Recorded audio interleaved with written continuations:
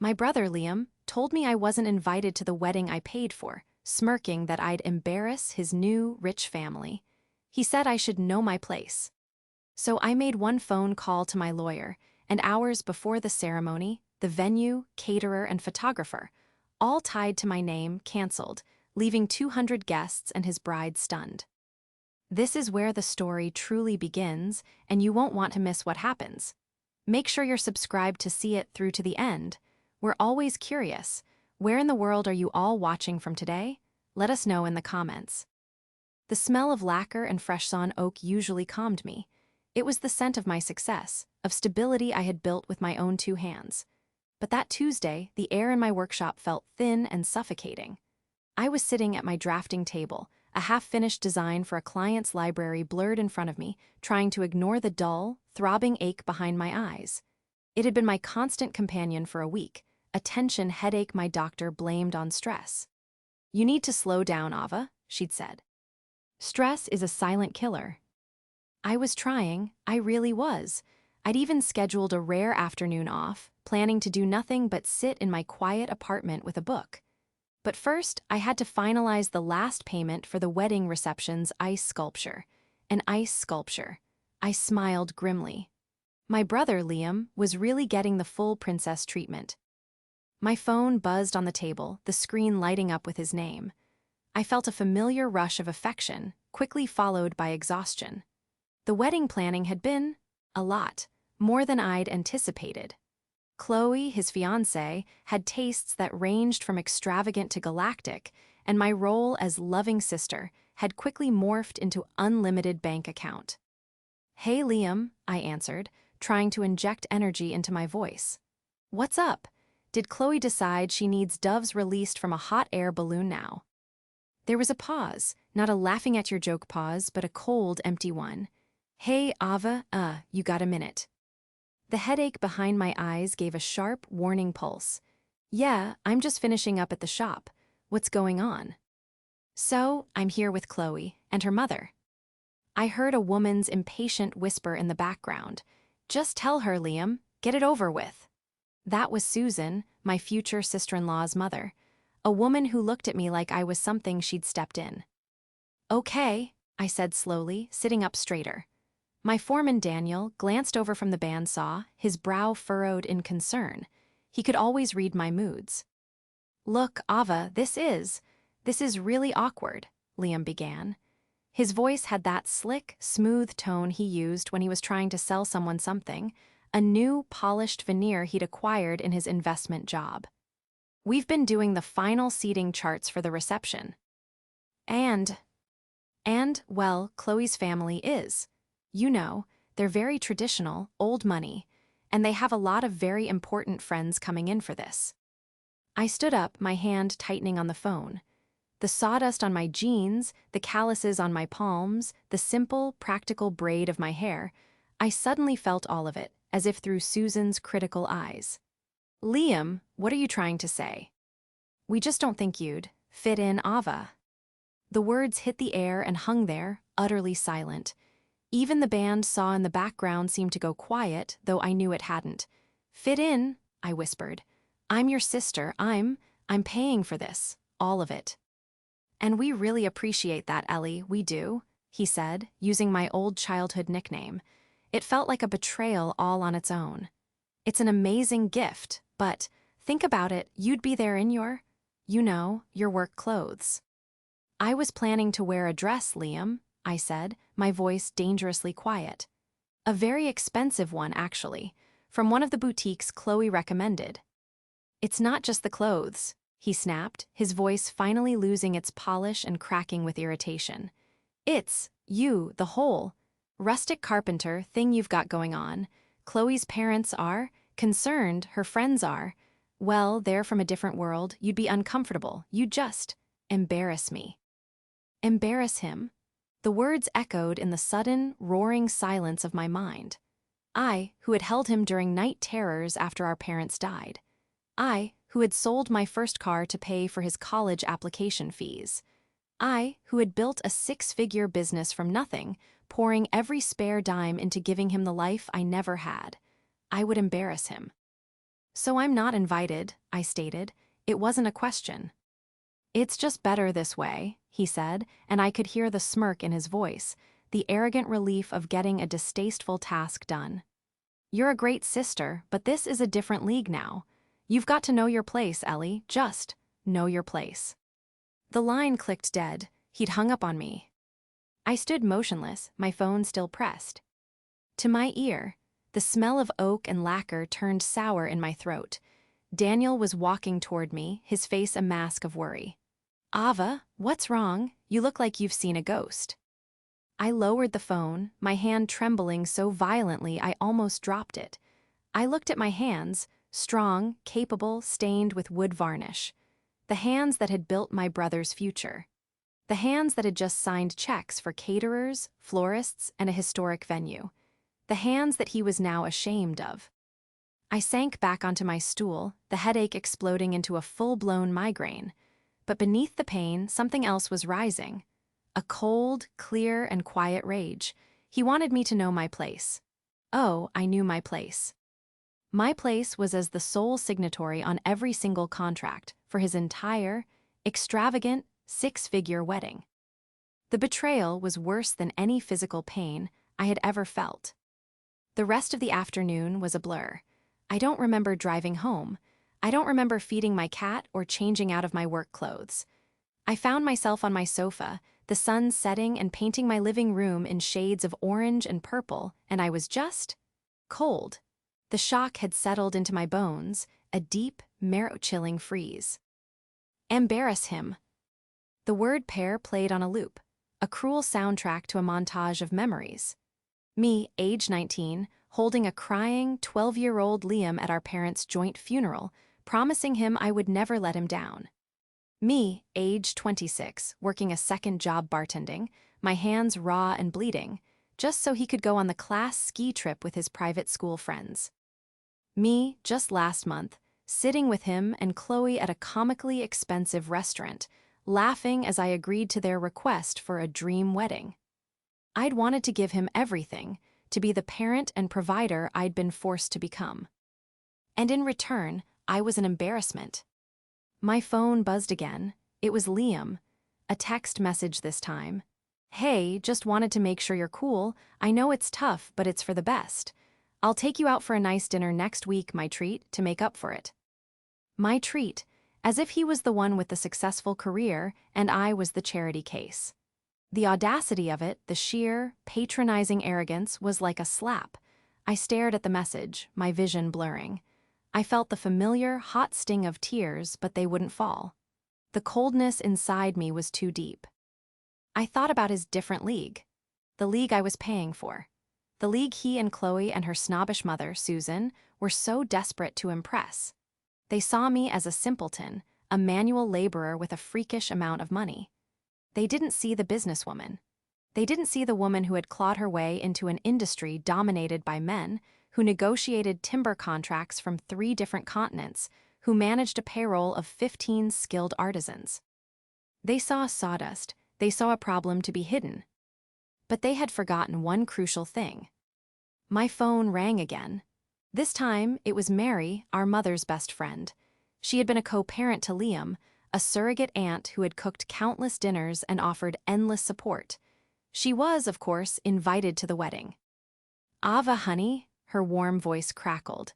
"I just got the strangest call from Liam. He said you weren't feeling well, that you'd be sitting out the ceremony.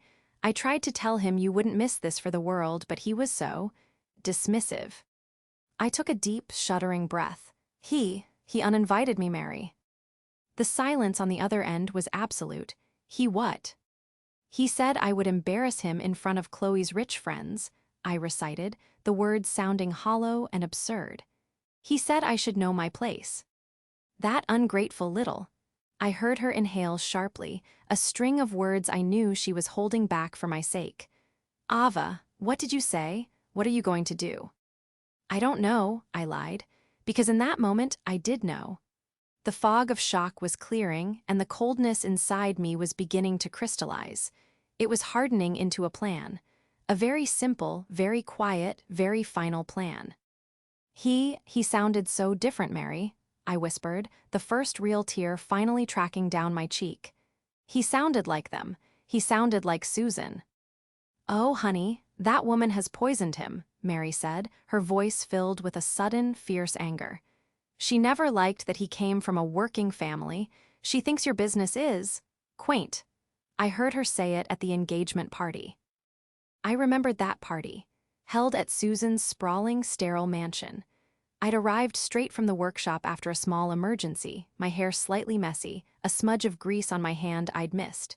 Susan had looked at my hand, then at Liam, and given a tight, thin-lipped smile that didn't reach her cold, assessing eyes. Liam had flinched and moved away from me. At the time, I thought he was just nervous. Now I saw it for what it was: shame. But they had forgotten one crucial thing. I said my vow. Ice hardening. I was speaking to myself as much as to Mary. "What's that, dear?" "My name," I said, standing up and walking to my desk. I pulled out the thick, leather-bound folder, the one marked Liam's wedding. "The contracts, the deposits, the final payments. It's all in my name, not his, not Chloe's." There was a long, slow pause. Then, "Oh, Ava, you wouldn't." I opened the folder. The first page was the venue contract for the historic Elmswood estate.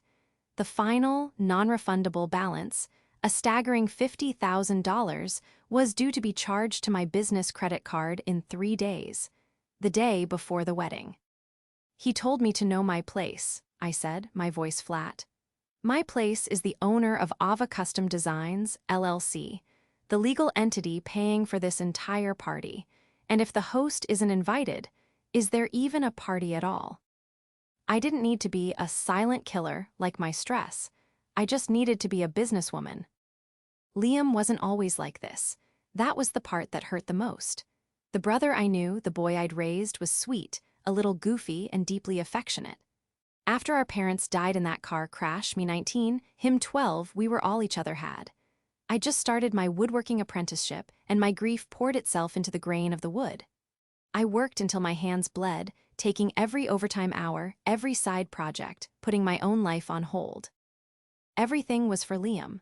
My small 2-bedroom apartment became his sanctuary. I attended every parent-teacher conference. I sat in the stands at every soccer game, smelling of wood stain and sweat, cheering louder than anyone. When my business finally took off, the first thing I did was set up a college fund for him.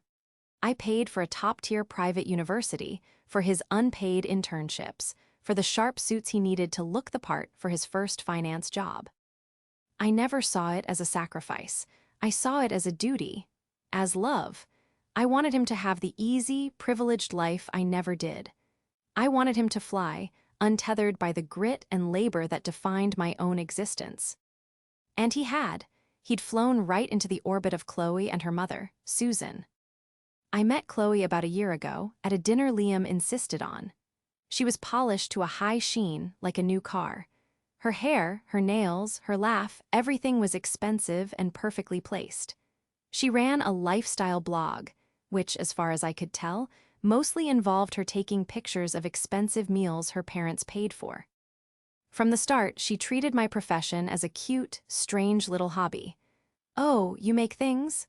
she'd chirped, tapping her perfectly manacled fingernail on the solid walnut coffee table in my living room, a piece that had been featured in an architectural magazine. How rustic, like on Etsy. But the real antagonist, the true source of the poison, was her mother. Susan was a woman who wielded her old money, status like a weapon. She was a gatekeeper, and she'd made it clear from day one that I was on the wrong side of the gate. At their engagement party, she'd pulled me aside. "Ava, dear," she'd said, her smile as thin as a razor wire. "It is so. Commendable what you've done for Liam, to lift him up. He's really managed to transcend his origins." I just smiled. We had a wonderful upbringing, Susan. Our parents taught us the value of hard work. "Yes, of course," she'd said, her eyes flicking over my simple dress. "But this, well, this is a different world. We're so glad Liam has adapted so beautifully. He's a natural fit for our family." The implication was clear. He fits, you do not. From then on, I watched Liam change. He started correcting the way I spoke. He'd suggest I not visit his office, implying the high-rise finance building was too intimidating for me. He stopped calling me Ellie and started calling me Ava, but with a strained, formal tone. He was molding himself into the man he thought Chloe and Susan wanted, and in the process, he was carving away every piece of the boy I'd loved. When he'd asked me to pay for the wedding, I'd seen it as one last chance to connect. A grand gesture of love that would remind him where he came from. Ellie, it's just, Chloe's parents are covering the down payment on our new condo, he'd explained over coffee, looking miserable. And they keep making comments about, you know, how a wedding shows the world who you are. Susan has a list of non-negotiable vendors. It's a lot. We can't afford it. How much? I'd asked, bracing myself. He slid a piece of paper across the table. The budget was just shy of $100,000. I'd nearly choked on my coffee. Liam, this is insane, ID said. This is a down payment on a house. I know, he'd said, his voice pleading. But this is her world, Ava. This is my one chance to show her family that we belong. Please, I'll pay you back, I swear. I knew he never could, but looking at his desperate face, I saw the 12-year-old boy afraid of being left out, and like a fool, I'd caved. Okay, ID said. I'll take care of it. It's my wedding gift to you both. His relief was so profound, he'd hugged me, his eyes wet. Thank you, Ellie. You're the best sister in the world. You've always been there for me. 2 months later, that same boy was smirking down a phone line, telling me to know my place. The cognitive dissonance was staggering. This wasn't just an insult, it was an erasure of our entire history. They hadn't just uninvited me, they had uninvited the 19-year-old girl who'd given up everything. And that was the part that made my next call so easy. The morning after Liam's call, the cold, quiet rage had settled into a sharp, crystalline focus. The headache was gone, replaced by a chilling clarity. I was no longer a grieving sister. I was a CEO with a contract problem. I sat at my desk, the wedding folder open. My clever trap, my leverage, wasn't just that the contracts were in my name. It was that, as a business owner who deals with high-end clients and fussy designers, I knew the power of the fine print. I had personally negotiated every single contract. Liam and Chloe thought I'd just handed over a credit card. They had no idea I'd spent hours in meetings with the venue coordinator, the catering manager, and the photography studio. They wanted the best. I got them the best, and I'd secured them with the same ironclad agreements I used for my own business. And every single one of those agreements had a clause I had insisted on, linking all services to the event host, defined in Schedule A as Ava my last name of Ava Custom Designs, LLC. The final, massive payments were all due 72 hours prior to the event. If the host canceled before that deadline, the only loss was the initial deposit. They had uninvited the event host. My first call wasn't to a vendor. It was to my lawyer, Jacob. Jacob was in his 60s, sharp as a tack, and had been my father's friend. He'd helped me set up my business, and he'd guided me through the legal morass after my parents' deaths. He was as much an uncle as a lawyer. Jacob, hi, it's Ava, I said, my voice steady. Ava, you sound calm. That's usually when I should be worried, he joked. I have a situation, I said. I laid it all out. The wedding, the money, Liam's phone call, the embarrassment, the know your place comment. There was a long, heavy silence on the line. When Jacob finally spoke, his voice was stripped of all its usual humor. That ungrateful. I'm sorry, Ava. I have no words for his behavior. For what it's worth, your father would be deeply disappointed. He's made his choice, Jacob. Now I'm making mine. I want to cancel everything. Legally, he said, all business, you are 100% in the clear. You are the signatory. You are the sole financier. The vendors have a contract with you, not with Liam or Chloe. If you, the client, inform them you will not be remitting final payment and are canceling the event, they have no choice but to comply. They'd be trespassing to show up on site without a valid contract. That's what I thought, I said, a grim satisfaction settling in. But Ava, he cautioned, are you sure this is scorched earth? There's no coming back from this. I looked at a photo on my desk. It was me and Liam, years ago, at his high school graduation. We were both grinning, him holding his diploma, me with my arms slung proudly around his shoulder, my t-shirt covered in sawdust. He's already scorched it, Jacob, I said softly. He just doesn't know it yet. I'm just kicking the embers out before my whole house burns down. Jacob sighed. All right, send me copies of the agreements. I'll draft the cancellation notices. We'll send them via email with certified mail follow-ups, all perfectly legal, professional, and final. You, however, should make the initial calls. It's better they hear it from you directly. I thanked him and hung up. It was time. My first call was to the Elmswood estate, the venue. The $50,000 balance was due tomorrow. Elmswood estate, this is Cynthia, a cheerful voice answered. Cynthia, hello, it's Ava last name. I'm the host for the last name/Chloe's last name wedding this Saturday. Ms. Last Name, hello, we are so excited for this weekend. I was just about to call you to confirm the final payment processing. Everything is on track for a beautiful day. I took a breath. Cynthia, I'm afraid there's been a significant change of plans. I, the event host, have been uninvited from the wedding by my brother. I'm sorry, she stammered. You've been, what? I've been informed I am no longer welcome. Therefore, as the sole financier and signatory on our contract, I am hereby canceling the event scheduled for this Saturday. Per Section 4A of our agreement, I am canceling 72 hours prior to the event date. The final payment of $50,000 will not be made. The LLC will forfeit the initial deposit, but the contract is now void. There was a long, stunned silence. You're canceling the whole wedding with 200 guests, but the bride. The bride and groom are welcome to secure the venue with their own funds, I said coolly. If they can remit payment to you by end of day today, I'm happy to sign a transfer. But I will not be paying for an event I am forbidden from attending. I've never, of course, Ms. Last Name, I'll have to inform our legal team, but yes, that is what the contract says. Oh my. My next call was to the caterer. Same conversation, same stunned silence. But we've already prepped the imported oysters. We have 20 pounds of filet mignon. I'm sorry for the loss of prep, I said, and I genuinely was.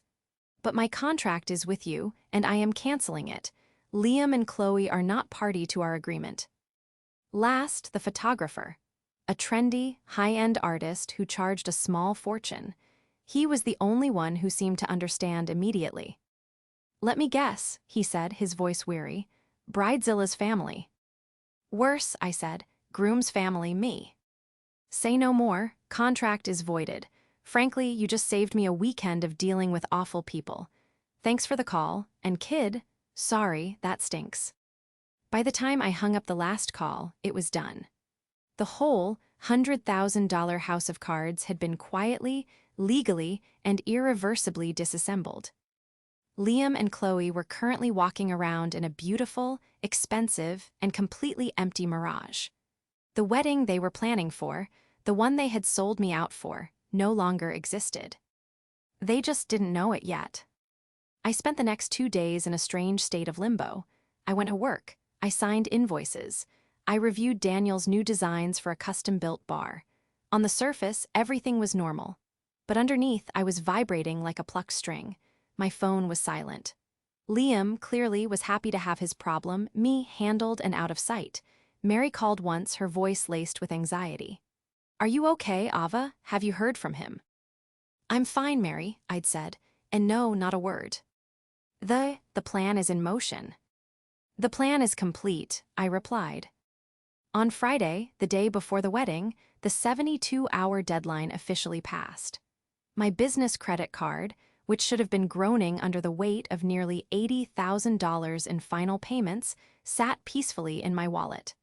The silence from the vendors was absolute. The silence from Liam was, too. That evening, I was at home, trying to read a book when my phone erupted. It wasn't a call. It was a rapid-fire explosion of texts from Liam. Ava, call me now. The venue just called me. They said the wedding is cancelled.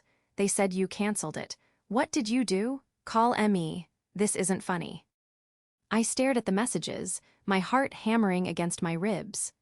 The cold, calculated CEO part of me was being shoved aside by the trembling, hurt sister. But I held firm. I didn't reply. A moment later, my phone rang. Liam, I let it ring, and it went to voicemail. He called back immediately. I let it ring again. On the fourth try, I finally picked up, but I didn't say anything. AVA, he screamed into the phone. His voice was raw, panicked. The slick, arrogant analyst was gone. This was the 12-year-old, terrified and lashing out. What did you do? What did you do? I just got off the phone with Cynthia from Elmswood. She said you canceled. She said you told her you weren't invited. Why would you say that? Was I supposed to lie, Liam? I asked, my voice terrifyingly calm. You were supposed to just let it go. You were supposed to be cool about it. I told you I'd take you to dinner. The sheer, staggering narcissism of that statement almost made me laugh. A dinner? You thought a $200 dinner would make up for humiliating me, for discarding me after I gave you everything. You're blowing this out of proportion, he shrieked. It was just a seating chart thing, a family dynamic you don't understand. Oh, I understand perfectly, Liam, I said, standing up. The book I was holding fell to the floor. I understand that you, Chloe, and Susan decided I was embarrassing trash. You were happy to take my money, but you couldn't bear the thought of my blue-collar presence tainting your perfect, high-society party. But you paid for it, he sputtered as if this was a trump card. You can't just take it back. The wedding is tomorrow. 200 guests are flying in. Chloe is. Her mother is. Ava, you have to fix this. Call T. Hem back, pay them. Do it now. No. The word was so quiet, but it hit him like a physical blow. What? What do you mean no? I mean no, I am not calling them. I am not paying them. The contracts are void. As I told Cynthia at the venue, if you and Chloe would like to secure their services, you are welcome to remit payment in full. Tonight, I'm sure your future mother-in-law, with all her old money, can easily cover a $100,000 last-minute bill. I heard a sharp inhale. He hadn't even considered that. He just assumed I was the magical money tap he could turn on and off at will. She can't, she won't, they think I have money, they think your business is, like, part of my portfolio. Ava, you're ruining me. And there it was, the real truth. He hadn't just been ashamed of me, he had been lying about me, co-opting my success as his own to impress his new, wealthy family. I wasn't an embarrassment. I was a resource he'd been fraudulently claiming. I'm ruining you, I said, my voice rising for the first time. You stood by and smirked while your fiancée and her mother planned to humiliate your own sister, the one person who has ever had your back. You told me to know my place, Liam. Well, my place is not as your doormat. My place is not as your secret, shameful piggy bank. You can't do this to me, he whispered, his voice cracking. I heard a door slam in the background and a shrill voice, Chloe. Is it fixed? Liam, is it fixed? The wedding is off, Liam, I said, my voice flat and final. You wanted a wedding without me? Congratulations, you got one. I hung up the phone. I stood in the silence of my apartment, my entire body shaking. The string had been plucked, and the vibration was almost too much to bear. But as the adrenaline faded, something else took its place. It wasn't triumph. It wasn't joy. It was a profound, aching, and terrible sense of peace. The silent killer stress that had been plaguing me for months was gone. The Band-Aid had been ripped off. It was done. I didn't sleep that night. I sat on my sofa, wrapped in a blanket, and just watched the city lights. I felt hollowed out, but the cold, trembling panic was gone. I had made my stand. Now I just had to wait for the fallout. My phone remained silent. I pictured the frantic, hysterical scenes playing out at Chloe's mansion. The screaming, the tears, the accusations. I imagined Liam, a cornered animal, trying to lie his way out, trying to blame me, only to be confronted with the fact that he was, in fact, penniless and powerless. He had built his entire new life on a lie, using my hard work as his foundation. And I had just pulled the foundation out. The morning of the wedding dawned bright and painfully beautiful. A perfect day for a wedding. My phone, which I'd finally plugged in to charge, lit up around 9 a.m. It was Mary. "Ava, are you okay?" she asked, her voice low. "I'm okay, Mary. I'm at the workshop." I'd come in at dawn. I couldn't stand being in my apartment. The smell of sawdust was, once again, a comfort. "Well, it's happening," she said. "What's happening?"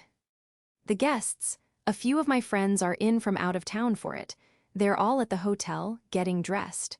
They're texting me, asking about the shuttle to the Elmswood.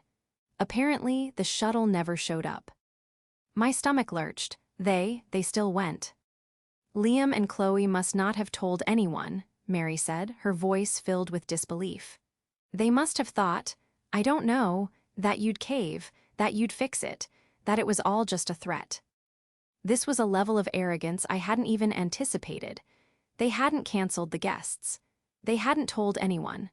They had assumed, right up until the last possible second, that I would fold. That I would come crawling back, checkbook in hand, begging for their forgiveness, just to save them from embarrassment. They still didn't get it. They still thought I was the one who was desperate. "So what's happening now?" I asked, sinking onto a stool. "People are starting to call the venue themselves," Mary said. "And the venue is, well, they're telling them the truth, that the event was canceled by the host, that there is no wedding." I closed my eyes. I could picture the chaos. 200 of the rich friends and old money families, all dressed in their finest, standing in a hotel lobby, finding out their exclusive event had vanished. The humiliation would be radiating outward, a shockwave of gossip and scandal. "They're coming for you, Ava," Mary said, her voice grim. "I just got a text from a friend. She said Susan and Chloe were in the lobby and she'd never seen such rage. Susan was screaming about breach of contract and lawsuits. And Liam," she said Liam looked terrified. "Let them come," I said, my voice hard. "I'm at the shop. I'm not hiding." It was another hour before they arrived, an hour I spent with Dan. Eel, my foreman, quietly sanding a tabletop. He hadn't asked any questions, just gave me a solemn nod when I walked in, as if he knew. The screech of tires in my parking lot announced their arrival. A black, shiny Mercedes sedan pulled in so fast it kicked up gravel. The doors flew open. Liam stumbled out, his tuxedo comically askew. Chloe followed, her face a grotesque mask of tear-streaked makeup and fury. And then came Susan, her icy composure shattered, looking like a predator. They stormed into my workshop, the three of them, bringing a cloud of expensive perfume and toxic anger into my workspace. Daniel immediately stepped in front of me, holding a sanding block like a weapon. "It's okay, Daniel," I said, putting a hand on his arm. "I'll handle this." You witch," Chloe shrieked, pointing a trembling, perfectly manicured finger at me. "You ruined my day, my life." "I did nothing, Chloe," I said, my voice echoing slightly in the large, open space. "I simply withdrew my money. You're the one who thought it was a good idea to ban the person paying the bills." "You did this to humiliate me," Susan spat, stepping forward. Her voice was a low, dangerous hiss. "In front of everyone, our friends, our family, they're all at the hotel, they know. You will be hearing from our lawyers, you ungrateful blue-collar." "Don't," I said, my voice sharp and cold. "Don't you dare finish that sentence, Susan." I held up my phone and tapped the screen. A text message, the one from Liam. I'd screenshotted it. "Liam, your son-in-law-to-be, told me to know my place. And he's right, I do know my place. It's here in the business I built, which is apparently the portfolio you thought he had. Did you know that, Susan? Did you know your daughter's fiancé is? Well, he's broke. He lives in an apartment I co-signed for. He drives a car I helped him buy. The wealth you thought he was bringing to this marriage, it's me. It's my blue-collar money." Susan's face went from red to a ghostly, mottled white. She turned, slowly, to look at Liam. Liam, who had been silent, just stared at me, his face ashen. "Ellie, please, don't." She's lying," Chloe stammered, looking between me and her mother. "Liam, tell her she's lying, tell her." Liam just stood there, his arrogant smirk from 2 days ago completely gone, replaced by the terrified, trapped look of a child. And in that moment, Chloe's spell broke. The spell that Liam had cast, the one that made him a natural fit for her world. She wasn't looking at a high-flying finance bro. She was looking at a liar, a broke, pathetic liar who had promised her a world he couldn't deliver. "Liam," Susan said, her voice like ice, "is this true?" Liam couldn't speak, he just looked at the floor. "So," I continued, pressing my advantage, "as for your lawyers, Susan, please send them. Here is my lawyer's card." I plucked one of Jacob's cards from my desk holder and held it out. "He has copies of every contract, all signed by me. He also has the text message from your future son-in-law, explicitly barring me from the event. It's called breach of faith, Susan. You can't uninvite the person paying and still expect them to pay. That's not old money. That's just theft." Susan stared at the card, then at me, her eyes burning with a hatred so pure it was almost impressive. "You," Chloe whispered, her voice breaking. You told me you had a trust fund, you said she just managed it." Liam finally looked up, his eyes wild with desperation. I was going to, I just needed more time. Ava, just fix it, please, I'll apologize." "An apology?" I asked. "You think this is about an apology?" I laughed, a short, bitter sound. "This is about consequences, Liam, something you've never had to face because I was always there to shield you. Well, I'm not here anymore." Chloe let out a sound, a high-pitched wail of pure, unadulterated despair. She turned and slapped Liam hard across the face. The sound cracked through the workshop, sharp and final. "You loser," she screamed. "You're a fraud, you're nothing." She turned and ran, sobbing, back to the car. Susan gave me one last look of pure venom. "This isn't over." "Oh, I think it is," I said quietly. She turned and followed her daughter, her back rigid. Liam and I were left alone, surrounded by the smell of sawdust. He was holding his red cheek, his shoulders slumped. He looked, finally, like the little boy I'd raised, pathetic, lost, and completely, utterly broken. "Ellie," he whispered. "Get out, Liam," I said, my voice void of all emotion. "Get out of my shop." He flinched as if I'd slapped him too. He looked at me, his eyes pleading. But there was nothing left for him to appeal to. The sister he'd known was gone, and the woman left in her place was a stranger. He turned, his expensive tuxedo covered in a fine layer of sawdust, and walked out.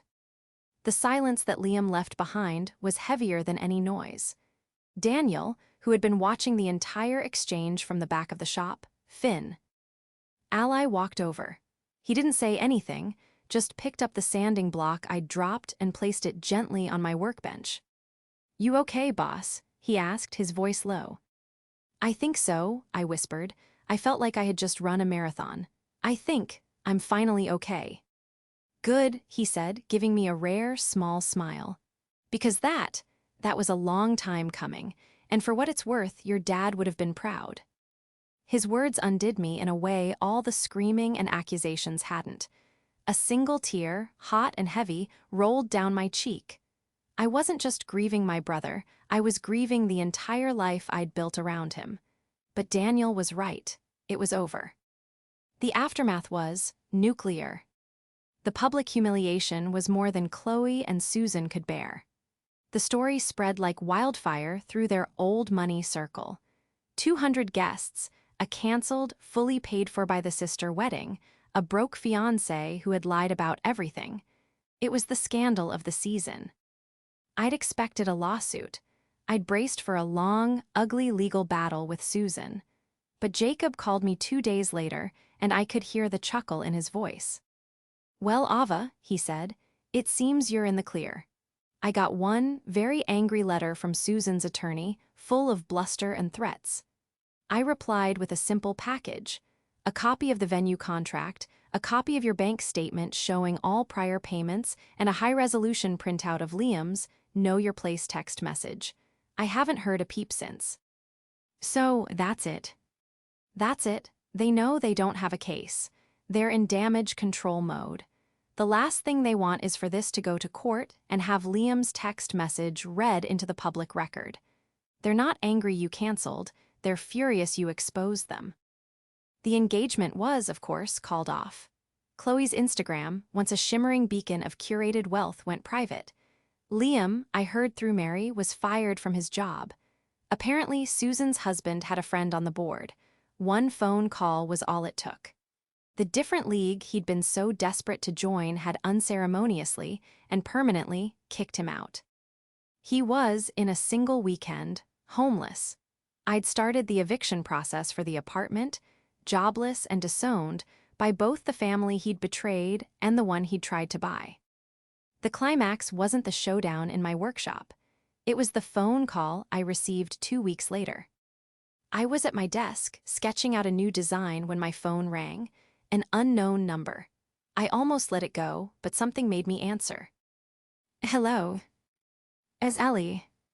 My hand froze. It was Liam. His voice was, I'd never heard it sound that way. Thin, raspy, completely devoid of energy. What do you want, Liam? I asked. I'm at the bus station, he said. I don't have anywhere to go. My cards are all, they're declined. I haven't eaten today. The blunt, pathetic tragedy of it hit me. He had no one. He had burned every bridge, and now he was standing on the shore, watching the ships sail away. I didn't know who else to call, he whispered, and I heard him sniffle. He was crying. Not the crocodile tears of a man caught, but the broken, hopeless sobs of a child. I closed my eyes. The 19-year-old girl inside me, the one who had sworn to protect him, stirred. I hated him for it. I hated him. But I couldn't leave him on the street. Stay there, I said, my voice weary. I'll send someone. I hung up. I thought for a moment. Then I called the one person I could trust. Mary. Ava, what's wrong? Liam's at the bus station. He's got nothing. I can't go see him, but can you? Mary was silent for a long time. That boy, she began, her voice tight with anger. He deserves to be there, Ava. You know that, right? After what he did to you. I know, I said, my voice thick. I know he does, but I can't. Please, Mary, just make sure he's safe. Get him a meal. A hotel room for a few nights, just, until he can figure something out. There was another long, heavy sigh. You're a better person than he deserves, Ava last name. You've always been. Just send me the bill, I said. I will not, she snapped. This one is on me. But Ava, this is the last time, for your own good, this is it. He's a man, he has to learn. I know, I said, this is it. I hung up, and for the second time that month, I put my head down on my drafting table and cried. But this time, it wasn't for me. It was for the brother I'd lost. The one I'd loved, and the one I was finally, truly letting go. Mary did what I'd asked. She went to the bus station. She found Liam, gaunt and terrified, sitting on a bench. She bought him a hot meal, which he apparently ate like a starving animal. She rented him a room at a simple, clean motel for 1 week, paid in cash. He asked about you, Mary told me over the phone later that night. What did you tell him? I told him you were the one who made the call, she said. I told him you were the one who saved him from sleeping on the street, and then I told him to never, ever contact you again. I told him this was the last cent he would ever get from you and the last ounce of kindness. I told him the sister he knew was gone, and he had only himself to blame. Thank you, Mary, I whispered. He's a grown man, Ava, she said, her voice firm but kind. He's educated, he's healthy, he can get a job, he can start over, but he can't do it by hanging on to you. You're free. And she was right, I was. The weeks that followed were quiet. The noise and the drama faded, replaced by the familiar, comforting hum of my workshop. My headaches were gone. I was sleeping through the night for the first time in a year. I'd given Daniel a long-overdue raise and promotion, making him my official business partner. We were expanding, taking on new apprentices. I used the money, the nearly $100,000 I hadn't spent on the wedding, to start a scholarship fund at the local community college, specifically for students going into the skilled trades. I named it after my parents. It felt right. It felt like my money was finally knowing its place. I never heard from Susan or Chloe again.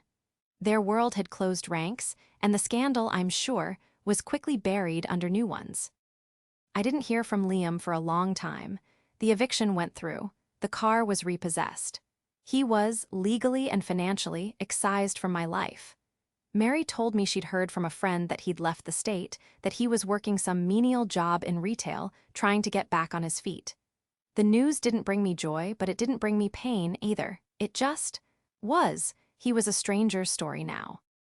About a year later, I was at the workshop on a Saturday, finishing a piece, when I saw someone standing at the open bay door.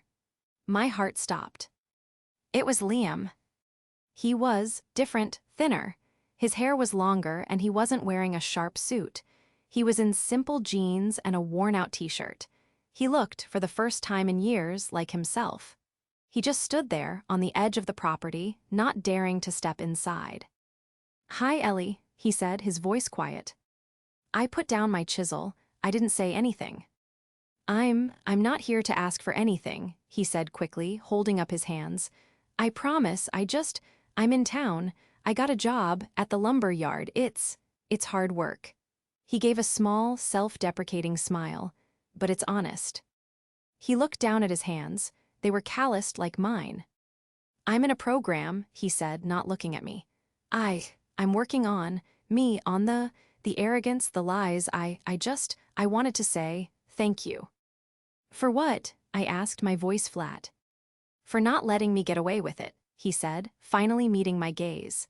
His eyes were clear, and for the first time I didn't see the slick analyst or the sniveling child. I saw a man. You did the right thing, you showed me what I'd become, and I was a monster. I was a horrible, horrible person.